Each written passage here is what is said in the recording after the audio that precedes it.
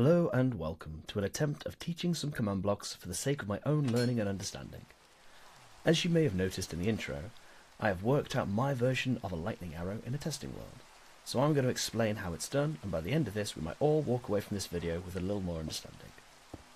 If you're watching this, I assume you already have an idea on the basics of command blocks, but for those who don't, we have the orange one called impulse for more manual activation, the greenish one called chain, which activates based off another command block, and the purple one called repeating, which if activated just spams the command inside of it.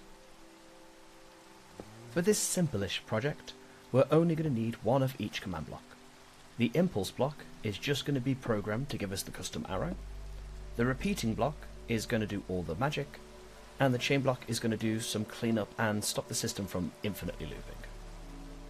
So, let's put some commands on screen and look at a basic version of the give command we will assign to the impulse block.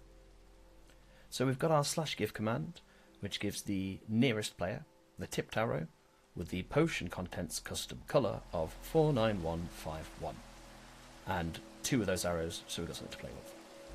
All we need to assign effects to specific arrows is a unique colour, and we can choose basically any colour.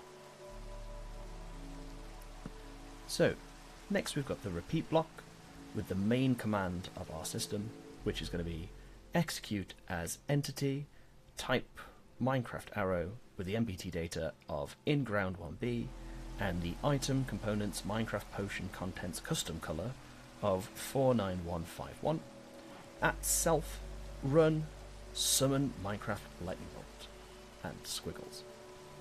So to break this command down so we can understand each bit and we can learn to customize a bit more ourselves, we've got our execute, which means do, we've got our as, which means pretending to be as this thing, and the ati, which is our entity. So do something while pretending to be the arrow. So all entities have lots of data inside them. They have this NBT data, which helps the game understand where it is, what it's doing, how it's doing it, and a single piece of this NBT data inside an arrow is its inGround data, and it helps the game understand whether the arrow is jammed in the face of a block or not.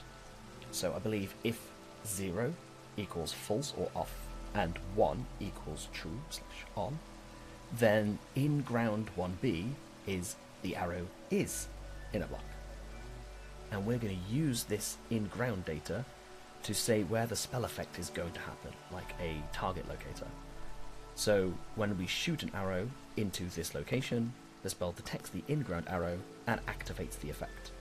But then we also need to make sure it's not every single arrow that's in the ground, so our last thing we need to match is that item components Minecraft potion contents custom color, and match that color code to the one from our give command from earlier.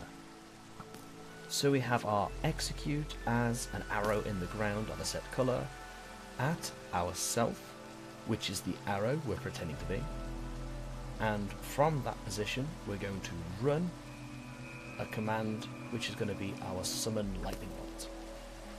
One last thing to note with this is that the squiggles are the current coordinates of the target of the command, which the target is the at self, which is the arrow, so keeping the coordinates at the 3 squiggles means the lightning will spawn exactly where the arrow is. Finally, onto our chain block. We're going to add the command kill at e type Minecraft arrow with the NBT of inGround 1b and the item components Minecraft potion contents custom color 49151.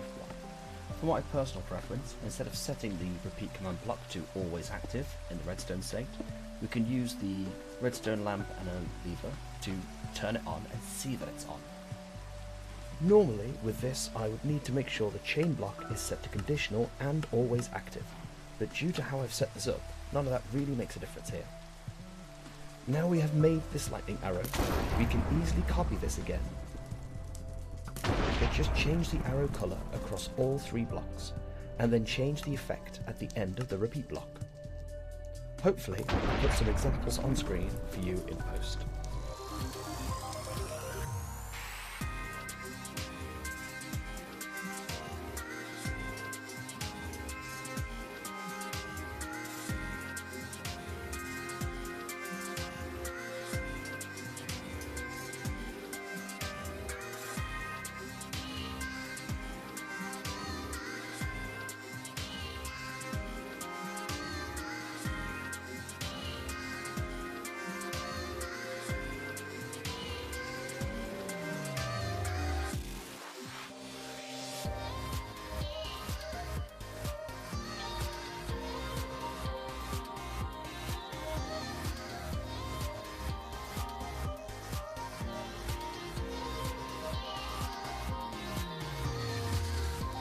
well, that's all I've got time for.